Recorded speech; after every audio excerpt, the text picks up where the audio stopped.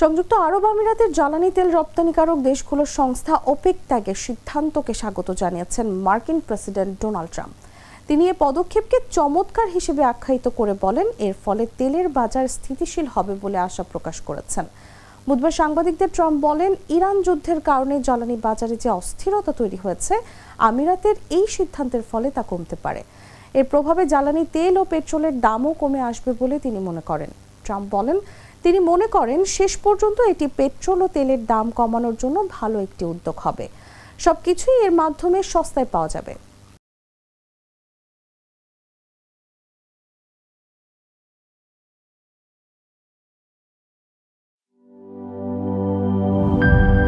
Europe, Asia, America, যেখানে যাই বিশ্বের 145টি দেশে আজ ফ্রুটো পাই।